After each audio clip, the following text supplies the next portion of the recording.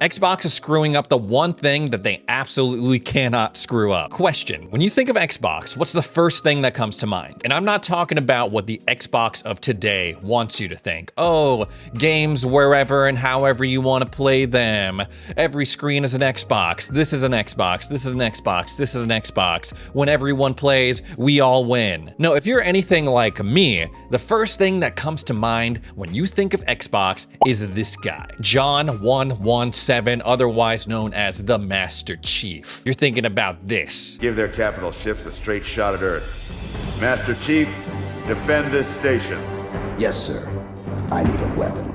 You're thinking about this.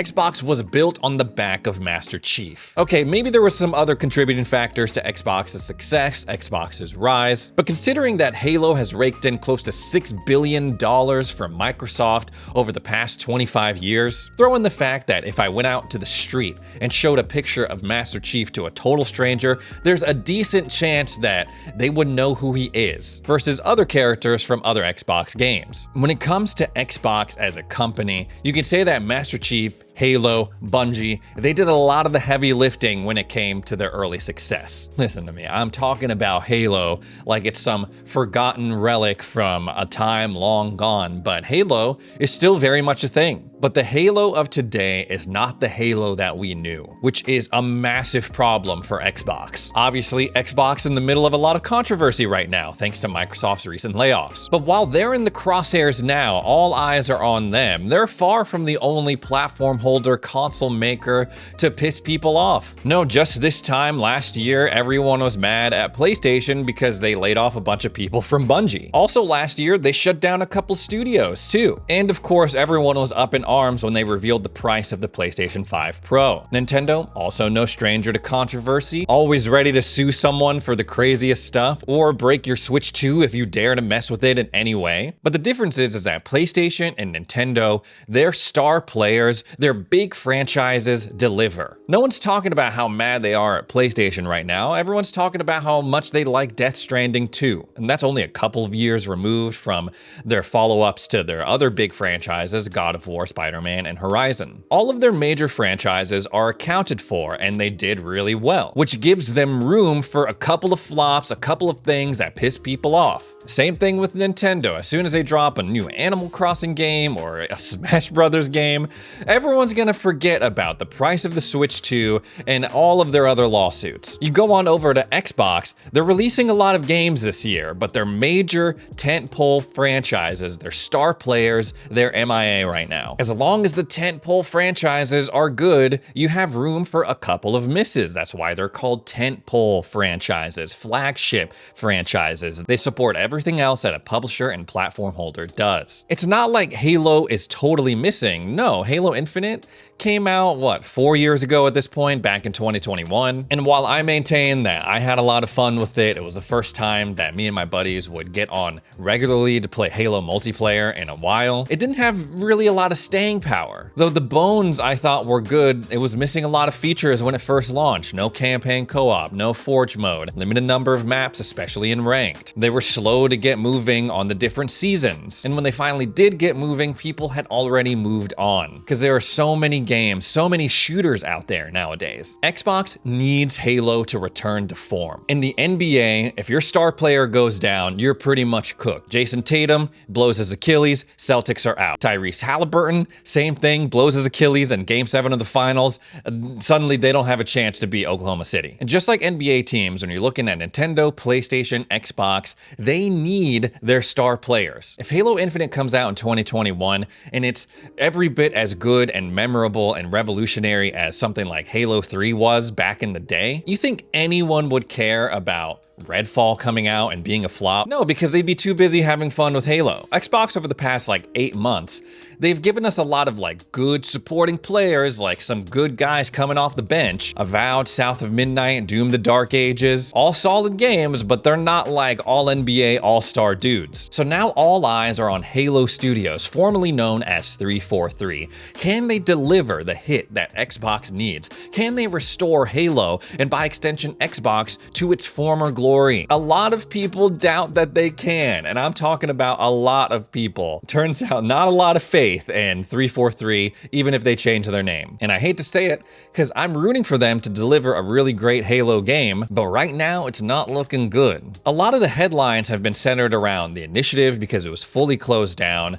Turn 10 because there's not going to be Forza Motorsport anymore, and these other canceled games. But in the middle of all that, Halo Studios also had some layoffs, not nearly as bad as some of the other studios got hit with. Windows Central and Gadget is reporting that at least 5 employees were let go. But you also have to take into account that they were hit pretty hard with layoffs back in 2023. In interviews with the developers at Halo Studios, it's not painting a pretty picture. It's not inspiring a lot of confidence in the new Halo games that are supposedly going to come out in the next couple of years. I'm personally super pissed that Phil's email to us bragged about how this was the most profitable year ever for Xbox, says one developer. I don't think anybody is really happy about the quality of the product right now, says another. There's been a lot of tension. Xbox in general feels years behind the curve in game development. They're trying their damnedest to replace as many jobs as they can with AI agents. This is absolutely a problem. If your own developers are saying like, ooh, I don't really know about this new game. I mean, we're gonna ship it, but I don't really know. No one's really happy about it. That's not good. How do you mess up a Halo game? Really, like we have several blueprints of good Halo games. Like, how have we strayed so far from the path? The prevailing theory about the development cycle for Halo Infinite was that it was kind of crazy because they had a lot of like independent contractors working on the game, and then they would leave and other people would come in and they'd have to get trained on the specific engine that they were using at the time. This was before they switched to Unreal Engine 5. Theoretically, now that these new Halo games are being built in Unreal Engine 5, it's not the proprietary engine that the other Halo games were built on, so that should have opened the door for a wider pool of developers and candidates to work on these games. And this time around, instead of relying on independent contractors, apparently Halo Studios is contracting out entire studios. And apparently that's not working out either. And it doesn't seem like they have a lot of time to figure it out because they've already sort of committed to revealing something in October at the Halo World Championship. Phil Spencer also kind of hinted at the end of this past June showcase something Halo to reveal as part of Xbox's 25th anniversary. It may be a new mainline Halo game. It also might be just a remake of Halo Combat Evolved that's going to be released on PlayStation or something. With the way that they're talking about this mystery Halo project, honestly, I'm just kind of hoping that it's the Halo Combat Evolved remake, because they absolutely cannot ship another Halo game that's missing stuff or it's been rushed out, because then it's just going to be Halo Infinite all over again. By the time that they fix it, people are going to move on. When I think about the OG Halo trilogy, when I think about what made those games good, what was Halo to me back then? Obviously, we associate Master Chief, Halo with like badass guns, vehicles, tanks, but at its core, I believe that original Halo and what made it good and relatable was it was a story about human perseverance. Humanity in that OG trilogy is on the brink. They're beaten, their back is against the wall after fighting each other, after fighting the Covenant, and fighting the Flood. But still they persevered. Sure, they had to make some morally questionable decisions by kidnapping some kids and experimenting on them and making them super soldiers, but still they fight on. And Master Chief, John, is the embodiment of that spirit of human perseverance. He's a hero, but he's a soldier. He's not immortal. He's not like the Doomslayer who's going into hell and killing gods. If he dies, he's not like Kratos. He's not gonna claw his way out of hell by killing Hades. No, even though he might be super buff and tall, he's human. And that grounded feel went a long way in that original Halo trilogy. Sure, it was this sci-fi adventure that spanned across different Halo rings and planets and stuff, but it had that grounded feel that I think the newer 343 games, they don't really have. And those older games, they were really good at introducing villains and getting us acquainted with them. You had the Covenant, who was made up of different alien races, the elites, the grunts, and then with the Flood, you're like, oh, visually from a design perspective, this is an obviously very different threat than the Covenant. Then in the second game, they introduced the Brutes. You're like, okay, these guys are way different, very distinct from the elites that I got to know in the first game. And now it's like Halo 4, they're like, oh yeah, let's introduce the Forerunners. Let's like talk about like the Reclaimer prophecy and all that. And it's like, you have to like read freaking books in between to get like the full context of these new enemies that they're introducing. The Banished, it's like, they're just not as clearly defined in their goal, in their design, as the Covenant was. It feels like nowadays with every Halo game, they're trying to take these big swings, make sure the game lasts for 10 years. So here's my pitch. Make Halo games smaller, scale them down a little bit. Rather than give us a big empty open world like in Halo Infinite, give us linear levels again that we can replay. Set the base that you can just improve upon every couple of years. If we swing on over to the PlayStation side, we look at one of their most successful franchises over the past decade, Spider-Man. They've released 3 games in that trilogy. So Spider-Man 2018, Miles Morales, and then Spider-Man 2, all within the span of a few years. But with each new installment, the bones are the same. The map is pretty much the same. They just add new powers and a new story. And that's how Halo used to be. Like, oh, here are some new weapons, some new levels, maybe a new enemy or two.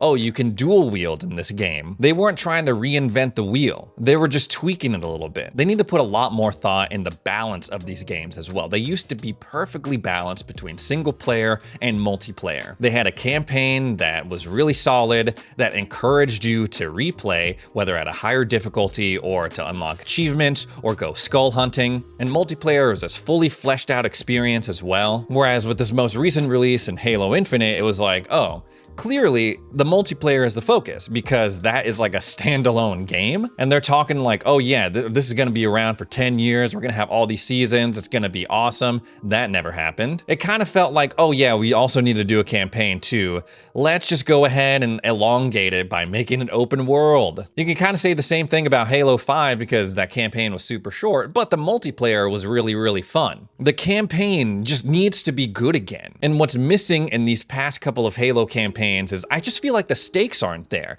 Like I was talking about earlier, humanity is on the brink. Oh my gosh, what's Master Chief gonna do? He's gotta blow up this Halo ring before it blows up the universe. In Halo Infinite, it has a great hook. It has a great intro. Oh my gosh, Aatrox is beating the crap, just absolutely clapping Master Chief's cheeks. I've never seen anything like this before. But then it's like, oh, you never run into Aatrox again. And the whole time I'm kind of wondering like, what am I fighting for here? I'm like trying to clear these outposts so like these stranded UNSC soldiers will have a place to hang out. And that's what I'm saying. Maybe if they make things smaller, they focus the scale a little bit to the level of like ODST even, I think they can generate a much more impactful story, though it doesn't sound like anything like that is happening based off of what these developers are saying. Perhaps it's too early to pass judgment. Maybe I'll just wait until October when the Halo World Championship comes around and they have something to reveal, because at the end of the day, I'm rooting for them. We're all rooting for them. We want a good Halo game because that's when Xbox is at its best. And if they can get it together and really deliver on Fable, Gears of War E-Day, and Halo all coming out in 2026 in time for Xbox's 25th anniversary, that'll truly be a magical time. So fingers crossed they can get something together and figure things out. Anyways, guys, that's all the Xbox stuff I have to talk about today. Thanks so much for joining me for another edition of Xbox Ready. If you made it this far into the video, consider subscribing. Thanks again for watching, and we'll see you in the next video.